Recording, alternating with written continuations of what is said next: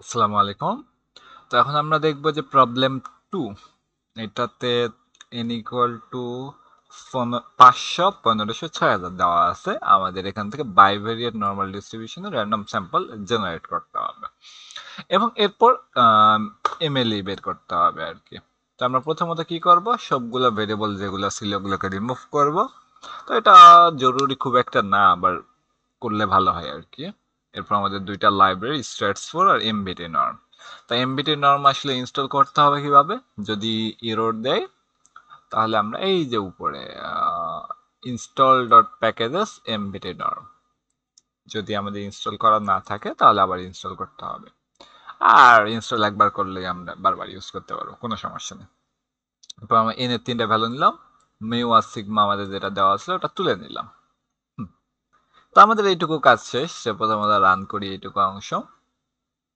এরপর আমরা যেহেতু স্যাম্পল জেনারেট করতেছি, সুতরাং আমাদের বারবার ভিন্ন ভিন্ন স্যাম্পল দিয়ে দিবে। এই যে আমার এখানে এরর দিচ্ছে, তাহলে আমরা প্রথমত ইনস্টলটা করে নেই। ওকে, ইনস্টল ওখানে হচ্ছে। এবার আমাদের রান হয়ে গেছে। এরপর আমরা কি করব, ও এই যে আমরা কি করব, র্যান্ডম স্যাম্পল জেনারেট করব। যেমন ধরে নিলাম আমরা এইটা আমি জেনারেট করতেছি যে আর এমভি নর্ম, এখানে আমি আসলে এন এর ভ্যালু দিলাম 500, তাহলে আমাকে 500টা এখানে দিয়ে দিবে, মানে n1 মানে কত, এন এর প্রথমটা, এবং মিউ এবং ভ্যারিয়েন্সটা আমরা দিয়ে দিলাম, তাহলে আমাকে 500টা র্যান্ডম নাম্বার জেনারেট করে দিবে। ওকে, এই যে 500 × 2, তো আমরা যে দ্বিতীয়টা ইউজ করতাম তাহলে আমাদেরকে কয়টা দিত, 1500টা দিত। এই যে 1500টা। তো আমরা এইভাবে জেনারেট করতে পারবো। তো আমরা এটাকে কি করলাম, যে স্যাম্পলের মধ্যে নিলাম। আর যেহেতু এটা বারবার আমরা র্যান্ডম নাম্বারগুলো জেনারেট করব, সবগুলো নাম্বার যাতে সেম থাকে ওই জন্য একটা সিড অ্যাড করতে হবে, যে কোনো একটা সিড। তো আপাতত এইটাই থাক। তো আমরা স্যাম্পলগুলোকে একটা লিস্ট আকারে নিয়ে নিলাম, লিস্ট। ওকে, তো এরপর যদি আমরা স্যাম্পলের কথাটা লিখি তাহলে সবগুলা স্যাম্পল আমরা দেখতে পাবো। হুম, আচ্ছা, অনেক বেশি হয়ে যাচ্ছে, তাকে এটাকে আমি আচ্ছা একটু দেখাই যে এখানে হচ্ছেটা কি। এখানে যে প্রথমটা শুরু হয়েছে 1, এরপরে যে 2 নাম্বার র্যান্ডম স্যাম্পলটা শুরু হয়েছে, মানে 3টা আছে এখানে। তো এটাকে হাইড করে রাখলাম। এরপর যদি আমরা এইভাবে 1 ইউজ করি, মানে এটা যেহেতু আমরা লিস্ট আকারে নিয়েছি, লিস্ট থেকে ভ্যালু অ্যাক্সেস করার জন্য প্রথমটার জন্য আমরা এইভাবে 1 দিয়ে দিব, 2টা ব্র্যাকেট ইউজ করব। ওকে, এই যে 500 × 2 আমরা পাচ্ছি। যদি আমরা এখানে 2 ইউজ করতাম তাহলে দ্বিতীয়টা পাইতাম আর কি। হ্যাঁ, 1500। তাহলে আমরা 1 এখানে রাখলাম। ওকে, আর এটাকে হাইড করে দিই আউটপুটটাকে। এরপর আমাদের কাজ কি, আচ্ছা এটাকে রিমুভ করে দিই। আমরা একটা ফাংশন লিখবো, যে ফাংশনটা আসলে আমাদের এমএলইটা ক্যালকুলেট করবে। তো আমাদের এ নাম্বার কিন্তু শেষ।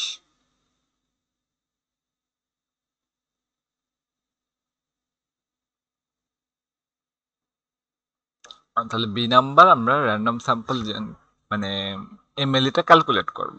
তো এমএলই ক্যালকুলেটের জন্য আমরা একটা নিলাম, যে আমরা ইনপুট নিচ্ছি মিন আকারে, 2টা মিন নিচ্ছি, আর আমাদের স্ট্যান্ডার্ড ডেভিয়েশনগুলো আমরা নিচ্ছি। স্ট্যান্ডার্ড ডেভিয়েশন অফ 1 1 মানে হলো ভ্যারিয়েন্স অফ 1, আর স্ট্যান্ডার্ড ডেভিয়েশন অফ 1 2 মানে হলো কোভ্যারিয়েন্স অফ 1 2। এটা, তারপরে আমরা এগুলাকে আসলে যদি ভেক্টর আকারে নিতাম আমাদের কিছু প্রবলেম হতো। তো কি প্রবলেম হতো ওটা এক্সপ্লেন করতে গেলে বড় হয়ে যাবে। তো আমরা জাস্ট মনে রাখি যেভাবে ইনপুটটা নিতে হবে। আমরা এরপরে ভ্যালুগুলোকে পাস করব, তো যখন আমরা এটাকে ইউজ করবো এই ফাংশনটাকে তখন আমাদেরকে লাগবে। তাহলে আমাদের নেগেটিভ লগ লিনিয়ার লগ লাইকলিহুডের জন্য neg.ll নাম দিলাম। তো এটা হবে একটা ফাংশন, এখানে আমাদের ইনপুট হবে এই কয়েকটা, min1 min2 আর s11 s12 এবং s22। মিনটা হলো কি আমাদের এই দুইটা হবে, আর আমাদের এস ম্যাট্রিক্সটা কি হবে, এই যে আমরা এই চারটা পাচ্ছি, মানে এখান থেকে তিনটা নিচ্ছি, যেহেতু সিমেট্রিক ম্যাট্রিক্স, তাহলে এই জিনিসটা দুইবার রিপিট হবে, এটা হবে 2 by 2 ম্যাট্রিক্স। আর আমরা কি করব, সাম করব ডিএমভি নর্ম। এখন ডিএমভি নর্ম কই থেকে আসলো, তাহলে এটা বোঝার জন্য আমরা একটু এখানে যাই, তো এটাকে বাদ দিলাম। আমরা কি চাচ্ছি, লগ লাইকলিহুড, তাই তো? আমরা লাইকলিহুড ধরে নিলাম, এলএলটা কিভাবে পেতাম, যে F of x1 F of x2 এরকম করে এফ অফ xn xn। তো এইটাকে যদি আমরা লগ লাইকলিহুড করতাম, তাহলে আমাদের কি আসতো, log F of x1 plus log F of x2 এরকম করে যোগ হতো আর কি। তাই আমরা যে কাজটা করতেছি, আমরা বলতেছি ডিএমভি নর্ম, অর্থাৎ এই জিনিসটা পিডিএফটা আমাদেরকে দিবে, এই যে এই পিডিএফটা আর কি। তো ডিএমভি নর্ম ইউজ করতেছি, এখানে এক্স কে আমরা ইনপুট আকারে দিচ্ছি, মেইন কে ইনপুট দিচ্ছি, এস কে ইনপুট দিচ্ছি, এবং লগ ইকুয়াল টু ট্রু। যখন লগ ইকুয়াল টু ট্রু আমরা বলে দিব, তখন আমরা এই যে এই মানটা পাবো। ডিএমভি নর্ম থেকে আমরা এফ অফ এক্স পাইতাম, যখন লগ ইকুয়াল টু ট্রু বলে দিব, তখন যে লগ এফ অফ এক্স এর ভ্যালুটা আমরা পাবো। আর সবশেষে এগুলোকে যোগ করব। তো এখন প্রশ্ন আসতে পারে যে এক্সটা আসলে কি, এক্সটা আমাদের ডিফাইন করা নেই। হ্যাঁ, এক্স ডিফাইন করা নেই, বাট এক্সটা আমরা পরবর্তীতে নিব, যখন ফাংশনটা কল করবো তখন আমরা নিব একটা। আর তাহলে যে মানটা আসবে, যেহেতু নেগেটিভ লগ লাইকলিহুড আমাদের লাগবে, ওই জন্য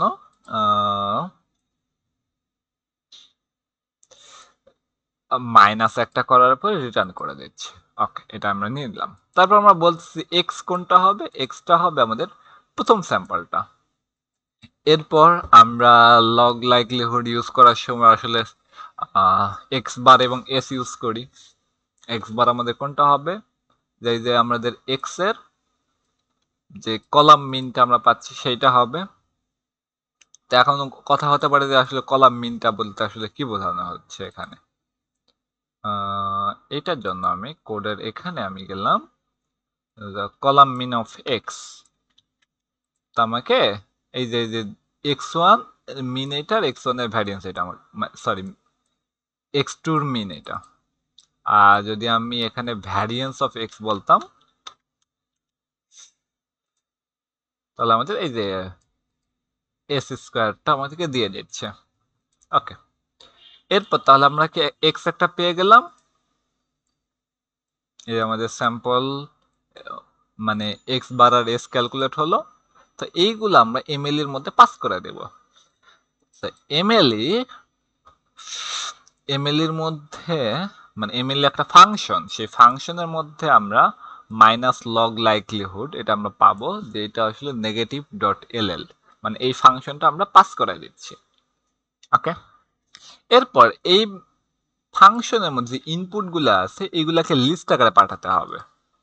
তো আমরা স্টার্ট ইকুয়াল টু এই যে লিস্ট আকারে পাঠাবো, যে মিন ওয়ানটা হবে, মানে এইখানে যে আমরা মিন ওয়ান বলছি, সে মিন ওয়ানের মানটা হবে এক্স বারের কোনটা, ও এই যে এখানে এক্স বারের 1 নাম্বারটা। এরপর মিন টুটা হবে এক্স বারের 2 নাম্বারটা। আর এস ওয়ান ওয়ানটা কি হবে, এই যে এস ওয়ান ওয়ান আমি লিখেছি। তো এইটা হবে যে এই যে এস, এইটার 1 1 পজিশনেরটা, 1 2 পজিশন, এটা 2 2 পজিশন। ওকে, তো এইটা আমাদের হয়ে গেল ফার্স্ট স্যাম্পলের জন্য। এরপর আমরা যেটা দেখতে চাই, এই যে এখান থেকে দেখতে পাবো। তো আমি এক কাজ করি, এই জিনিসটাকে এর মধ্যে রাখি। তো এমএলই ওয়ান আমাদের বের হয়ে গেছে। এরপর আমরা সেম কাজ করব, এক্স হবে এখন দ্বিতীয় নাম্বারটা, সেম কাজ, এটা হবে এমএলই টু, আর কি এটা হবে এমএলই টু। তো আমাদের সেকেন্ড রেজাল্ট গুলো চলে আসছে। এরপর সেম কাজ আমরা কি করব,